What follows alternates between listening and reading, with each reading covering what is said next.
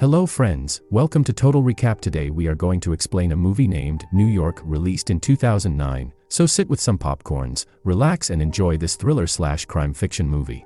In the beginning of the movie, we see the FBI team following a yellow taxi in New York City. After following the yellow taxi for a while, several police officers surround the taxi from all sides and take the driver into custody. When they open the trunk of the car, they find some AK-47s and plastic explosives inside. However, the taxi driver claims, "This taxi isn't mine, but I rent it from a man named Omar, an Indian." After that, the FBI team goes to Omar's house and arrests him as well. Now, Omar is taken to the FBI headquarters, where he is handed over to Officer Roshan for questioning. Roshan was an Indian. Although at the beginning of the interrogation, Omar repeatedly tells the officer that he had nothing to do with it and that he had no idea how those things ended up in his taxi, the officer Roshan asks him the first question, "When did you first come to America?" Omar then tells his story, saying that he arrived in America in September 1999, which was 2 years before September 11th. In fact, he had received a scholarship from India and had come to New York State University to pursue his master's degree. Since it was his first time in a foreign country, he was quite nervous as well. But it's only on the first day that he meets Maya, who approaches Omar herself. Maya knew everything about Omar because she was Omar's student counselor, and by coincidence, she also spoke a little Hindi because her mother was from India. Anyway, after this scene shifts, we are introduced to Sam, who challenges his senior in a strange race in the college. In this race, these people start from the college campus, go to the college canteen, and finally end up on the college rooftop. When Sam climbs to the top and waves the American flag in the air before introducing himself to his senior, he impresses everyone. After that, when he comes down, Maya introduces Omar to Sam. However, their friendship starts when Sam is playing chess with a guy in college, and Sam considers himself a chess champion, believing that no one can defeat him. But when Omar tries, he defeats Sam in a very short time, which not only gets Sam's attention but also initiates their friendship. From that day onwards, Omar becomes a part of Sam's gang. One day they all go to a club together. After that, Sam, Maya, and Omar explore the New York City as well. After this, the scene shifts to a current situation where Officer Roshan is sitting in the interrogation room, showing Omar pictures of some terrorist suspects. Among them, one was named Zahir, the second was named Malik, the third was named Yaqub, and the fourth was named Yasser. What was surprising was that Sam's name was also among them. In reality, Sam's real name was Samir Sheikh, and Officer Roshan also reveals that they all together run a sleeper cell in New York. In response to this accusation, Omar tells Officer Roshan that "My friend couldn't possibly do such a thing. He was just a simple guy who excelled in college sports, was intelligent, and did well in studies." But after that, Officer Roshan doesn't talk much to Omar and leaves. Then, Omar spends the whole night in his room, waiting for Officer Roshan until morning, and then he tells him the rest of the story. One day, Samir, Maya, and Omar were at a club. There Samir was approaching other girls, which made Maya jealous. Then, she took Omar outside the club, but outside, they encounter a robber holding a knife. But then, Samir arrives there, and upon seeing him, the robber quickly takes Maya's bag and runs away. After that, these three pursue him, but Samir manages to catch the robber and retrieve Maya's bag swiftly. However, in the process, he injures his leg, and when Omar is about to call an ambulance, Maya tells Samir, "I love you," because she loved him deeply. But hearing this, Omar feels quite sad because he was in love with Maya. Therefore, after that day, Omar doesn't attend college for many days, and also doesn't meet injured Samir. But one day, Omar returns to college, where he meets Maya. He tells her the reason for his absence, which is that college is ending, and he needed to pack some belongings. Finally, Maya asks Omar the reason for his sullen mood, and Omar confesses that he had fallen in love with her. Before Maya can say anything, they hear a girl scream, and when they reach the scene, the news of a plane crash at the World Trade Center is on the TV. This news makes everyone emotional, and in the midst of it all, Omar leaves the college campus. Officer Roshan tells Omar that he left New York City that very night and went to Philadelphia. Since then, I don't know where Samir and Maya are. Here, Officer Roshan informs him that the two of them got married and have a son as well. Then Officer Roshan tells Omar about working with the FBI because Omar had no other choice. His taxi was found with weapons, and because he had been Samir's friend, the FBI considered him a terrorist suspect and sent him to a prison where even Officer Roshan wouldn't know his whereabouts. Omar then asks for some time to think about it. In the meantime, Officer Roshan goes to his senior officer to share the idea. Hearing the idea, the senior officer is somewhat apprehensive because if the idea doesn't work, Samir may never be caught. In the next scene, we see Omar calling Officer Roshan to talk, where he asks, There were so many other friends in Samir's college, but why did you choose me? Officer gives a very simple answer that no one else can live in Samir and Maya's house except you. After hearing this, Omar agrees to help the FBI, and in the end, he tells the inspector, I didn't say yes because I have a passion for helping the FBI. I said yes because I will prove that I and my friend Samir are not a terrorist. From the next day, Officer Roshan trains Omar to shoot a gun so that he doesn't get stuck in a difficult situation. In addition to this, Officer Roshan gives Omar a backstory so that he can tell Samir and Maya where he was in these 7 years. After 2 weeks of training, Officer Roshan takes Omar to Daniel's school, who has Samir's son, where Omar was supposed to talk to Maya, but when Maya arrives, Omar becomes emotional when he sees her with Daniel, and this opportunity slips from his hands. The next day, Maya is in a mall where Omar passes her while speaking loudly on his phone. They cross everyone, but some time later, she approaches him from a distance. Here, they are both very happy to meet each other, and then Omar also meets Samir and Maya's son, Daniel. After that, Maya also calls Samir, due to which scene is shifted to Samir, who used to run a small company that cleaned the windows of big buildings and had a team of some people. Here, when Maya talks to Samir about Omar, Samir is also quite shocked to hear Omar's voice. After that, Maya takes Omar to her home, where Omar tells both of them the backstory told by Officer Roshan, where he was for 7 years, what he was doing, and why he had to come to New York back. After that, Samir tells Omar to stay at his own home, and Omar does not let this opportunity go by his hand and agrees to stay at Maya's house. Then the next morning, Samir goes to drop them off at their work. At first, Samir drops Maya at her office, where Maya invites Omar to have lunch with her in the afternoon. Then, Samir drops Omar at his office building, where Officer Roshan was sitting in an office, but the nameplate was in Omar's name. Here, Officer Roshan tells Omar to keep 2 micro-transmitters at Samir's house so that he can listen to Samir's personal conversations at all times. But Omar breaks both transmitters because he didn't want to do it, and Officer Roshan agrees with him on this matter. Now scene shifts and Omar goes to Maya's office to have lunch with her, but Maya was interviewing a man named Zilgai, who was a terrorist suspect after September 11th and was illegally detained. In fact, Maya is a human rights defender, and she has sent Zilgai's statement to government agencies 5 to 6 times, but no one answers. Now, when night falls, Omar shifts to Samir and Maya's house, and there he leaves his gun in cupboard. But Daniel sees the gun, but thank God at the right time Samir arrives there and there were no bullets in that gun. After that, Samir asks Omar why he needed that gun, and Omar behaves in front of Samir as like he is a terrorist and wants to seek revenge from America. But despite this behavior, there was no expression on Samir's face that suggested he was running a sleeper cell. After this, Omar calls Samir to his company's warehouse, and Samir goes there to pick him up. However, as they are heading towards their car, they encounter a man who starts behaving rudely with Samir. As a result, Omar shoots him, and they have to flee from there. Seeing Omar in this new behavior, Samir becomes quite fearful and decides to kick Omar out of his house. Nevertheless, despite this, there was a smile on Omar's face because he was now sure that his friend was not a terrorist, as the plan to kill that man was part of Officer Roshan's scheme at the warehouse. The next day Omar goes with Samir from his house in a car, but then Samir takes him to a desolate place near a bridge, where another car approaches them. From between the cars, Jahir, Malik, Yaqub, and Yasser emerge, leaving Omar just as surprised as you are. Samir goes back to Yaqub, to whom he had given $500 to buy detonators. However, Yaqub didn't purchase the detonators from them, which Samir had instructed him to do.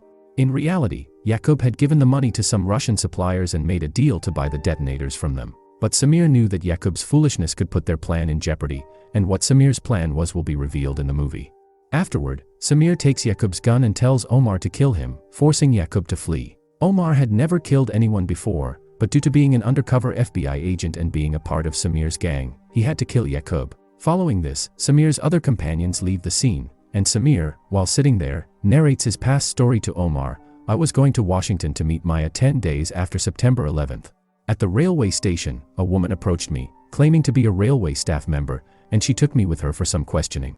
But there, some people tied a cloth over my mouth and placed me in a police car, taking me to a jail, where these people tore off my clothes and stripped me completely naked, showing me some photos I had taken in August, 1 month before September 11th, of the World Trade Center incident. These pictures were taken for my university architecture paper, and I had also booked a September 5th airline ticket to meet my cousin. Because of this, I was mistakenly labeled as a terrorist suspect behind 9/11. Afterward, they cut all my hair and locked me in a detention center where there were many other terrorist suspects like me. After that, I had to endure a lot of torture. They would beat the other inmates and me throughout the night and then hang us with handcuffs for hours. Several times, officers would also pee on me by covering my face with cloth and leaving it on for hours. Then one day, an old age prisoner came to me and said, "If you want to regain your dignity, go to the Brooklyn market after your release and ask where to find the best brown bread in New York." After spending 9 months in a detention center, the FBI released 4 people because they didn't have enough evidence against them, and I, along with Zilgai, was among them. Maya came to pick me up outside the detention center. From the very next day, Maya would take me for a walk every day. However, I still couldn't shake off the memories of the life I had spent in the detention center, and ever since, whenever I saw the New York police, I would start feeling afraid. My confidence had taken a severe hit, but despite that, Maya proposed to me for marriage. At first, I declined because I knew that whatever had happened to me would always cast doubt over my life. But Maya didn't care. She loved me deeply. After that, we got married, and later on, I went for a job interview one day, but due to my name and religion, I didn't get the job. However, one day when Maya went to a street shop to get a sandwich, seeing a brown bread sandwich there reminded me of the old man's words in the detention center. Because of that, I went to Brooklyn Market a while later and found the best brown bread shop in New York. But when I went inside the shop and asked them for New York's best brown bread, they looked at me once and handed me a brown bread in exchange for money. I was quite surprised, but I went back to the shop again, and this time, the people took money from me and gave me a brown bread again. Since then, I go to that shop every day and ask for New York's best brown bread. This made the shopkeepers suspicious, thinking I was signaling something to them. As a result, one day, when I was walking home with the bread in my hand, some people in a black van arrived, and a man pushed me and made me sit in the van. In fact, they were not kidnappers, but the owners of the best brown bread shop in New York, who would seat me in their warehouse and ask me many questions. I, like an open book, told them what had happened to me at the detention center. As a result, these shopkeepers also found out that their goal is the same as mine, and then they give me a chance to fight for my honor. At this point, I had decided to tell Maya everything, but as soon as I reached home, Maya gave me the good news that she is pregnant. After that, I decided to keep Maya and our unborn child away from my new life, and from that day onwards, I have been working towards my goal. That's why I assembled a separate team and thought of spreading chaos in New York, but due to a foolishness of Yakub, some Russians are now hindering my plans. After learning Samir's story, Omar becomes very angry and confronts Officer Roshan about it. However, Officer Roshan responds to Omar's anger with a simple answer: "Your anger is justified, but I didn't tell you about what happened with Samir in the detention center because I didn't want you to hold a grudge against him when you meet him." Following this, the scene shifts to Samir, who was sitting with a man named Steve. Steve had his own company, specializing in installing glass on tall buildings and cleaning old buildings. Steve had a good reputation in the market, and Samir was planning to collaborate with him to make a big impact. In fact, Samir tells Steve that he will cover 70% of the expenses for this project himself and will only take a 30% share of the profit. Despite this offer, Steve ignores Samir's deal. Then, the next day, while Steve working on his construction site, the nuts and bolts of a heavyweight lifting machine in the construction site come loose, causing several workers to get injured. This is where we see Samir and Zahir as well. Now, as soon as night falls, Steve calls Samir. He seeks help from Samir's company to restore his honor after the accident at his construction site. Samir decides to plant bombs on one of the buildings to carry out an explosion in New York and take his revenge on the FBI. Since Samir was very close to his goal, he confiscates the mobile phones of all his team members and throws them into the river. Due to this, Omar becomes quite nervous because the phone he had was given to him by Officer Roshan. After this, they go to the Russians that Yakub had finalized the detonator deal with that same night. However, the Russians were demanding even more money for the detonators. Consequently, Samir and his men end up killing all the Russians except one, who reveals the location of the detonators to them. After obtaining the detonators, Samir and his gang leave the place and return to Samir's garage. There, Samir easily triggers a small explosion and informs his gang. This was just an example, but what we are about to do in this city will be several times bigger, and it will be just as easy. Along with this, Samir says, these phones will work as detonators, and when C4 plastic explosives are planted in them, I will track all the explosives with one phone. But Samir doesn't tell them where and when he will execute this plan. After that, the scene shifts to Zilgai and Maya, who were heading home in their car. However, some police officers stop their car and begin questioning them. Due to this, Zilgai becomes very upset because after staying in that detention center with Samir, he felt that the New York police harass us based on our appearance and names. But Zilgai's anger is brought under control when a police officer tells him to get out of the car. After that, Maya also comes out of the car, which leads to a police officer touching Maya and searching her, which deeply hurts Zilgai. Then Zilgai drops Maya at her home and goes back to the same police officer who had touched Maya. But the next day, Maya is astonished to hear the news on TV that Zilgai killed a police officer. Upon hearing this news, Maya sets out to find Zilgai, taking Omar with her. But Zilgai was running away from the police in the streets of New York. Several police cars were chasing him. In order to escape, Zilgai entered an abandoned building. He reached the building's terrace and took a deep breath, when suddenly some police officers arrived, searching for him. They asked Zilgai to surrender. At that moment, Maya Omar was also there with Zilgai, and upon seeing the police, Zilgai jumped off the roof. Officer Roshan was also present at the scene, and Maya noticed him. After this incident, when Samir hears the news of Zilgai's suicide, he becomes extremely angry. He then cancels his mission because Zilgai was working for Samir's maintenance company, and Maya was pursuing his case. This could have led the police to Samir and his gang as well. Omar informs Officer Roshan about the mission being cancelled. This leaves Officer Roshan very troubled because he was very close to catching Samir with the help of Omar. Afterwards, Omar comes out of the restaurant, but Maya, who is crossing outside the restaurant, spots Omar outside of the restaurant from road. Now she calls him, but Omar tells her that he's in an important meeting and can't talk right now. When Officer Roshan comes to Omar later, Maya is even more surprised because Maya had also seen the officer at the Zilgai accident site. That's why Maya goes back to her house and searches Omar's bedroom. There, she finds a gun, and when Omar returns home, Maya asks him, "Who are you, and why have you brought this gun?" In addition, Maya had many questions in her mind, like what Omar was doing with the officer. However, here, Omar calms Maya down and tells her everything truthfully. He reveals that he is an undercover agent for the FBI and needs to gather information about Samir's plans and report it to the FBI. As an audience, we discover a surprising thing that Maya also knew what Samir was doing, and after learning this, Omar tries to convince Maya that he has returned to his normal life again to help Samir. But Maya doesn't trust Omar's words, so she requests a written guarantee from the FBI that if they catch Samir, they won't kill him. After that, Omar informs Officer Roshan and their senior officer Gibson about this. While Officer Roshan was willing to provide the guarantee and said that Maya should come to my office tomorrow morning, Gibson was not happy that a terrorist's wife had learned about their undercover operation. Then, at night, Omar tells Maya that she will have to go to the FBI office herself tomorrow morning, and their Officer Roshan will give her a letter stating that they won't harm Samir. Omar also suggests that Maya, if she goes there tomorrow and shows the letter to Samir herself, he might be convinced and cooperate with the FBI. Now, the scene shifts to the next day, where Samir Malik and Yasser had gone to clean the windows of a building with them, and Omar and Zahir had no idea about this. They both go into a gutter, and on the other side, Maya goes to meet Officer Roshan at the FBI office. There, Officer Roshan, with the approval of Senior Officer Gibson, gives Maya a signed letter assuring her that they won't kill Samir. But on the other side, Zahir approaches a drainage pipe near a building with something related to him, and that's when Samir tosses a rope into that pipe from above. Along with it, Zahir sends one after another, approximately 10 brushes tied together, which were meant to clear the pipe blockage. However, at that moment, Samir instead throws a mobile phone with a bomb attached through the pipe downward. This implies that Samir never actually cancelled the plan and no one knows which building Samir is going to explode with those bombs. Seeing this, Omar starts running away to find Samir, but Zahir points a gun at him. However, to stop Samir, Omar also shoots Zahir and then removes the cover from the gutter in the middle of the road and escapes from there. On the other hand, we see that among the brushes sent up by Zahir, Samir had placed C4 explosives, and now he's setting all those bombs on the same building where he was cleaning the windows. In the meantime, Omar calls Officer Roshan and tells him that Samir never cancelled his plan, and I don't know which building he's placing the bombs on. In Maya's situation, she was quite distressed while sitting in the FBI building, and that's when she sees Samir there.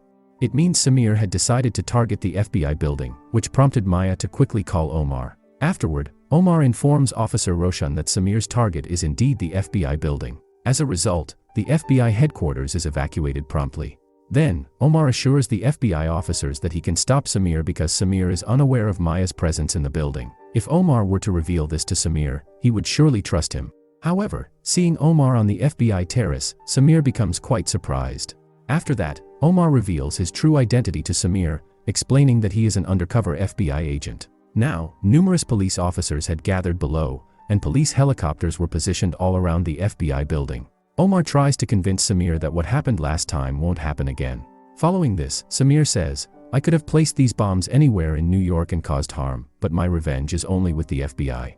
Therefore, he had decided to go through with the plan to bomb the FBI building. But when Omar tells him that Maya is also in the same building, and Maya herself stands in front of Samir, Samir was quite emotional. Maya even tries to explain to Samir that FBI won't kill him if he doesn't press the trigger. However, Samir triggers and throws Maya on the ground, which leads to Officer Gibson's order for all snipers to attack Samir and Maya right there, killing them. Because of this, Omar starts crying, and then he leaves for Philadelphia with Daniel. Here, Omar takes care of Daniel and doesn't let him feel the absence of his parents. Now, they were both quite happy, and this is where the movie ends. In fact, after September 11th, nearly 1,200 foreign origin individuals were abducted by the FBI, detained, and tortured for about 3 years. However, the government couldn't find any evidence related to their involvement in the 9/11 attacks, so they had to release them. Don't forget to subscribe to the channel to watch more content like this.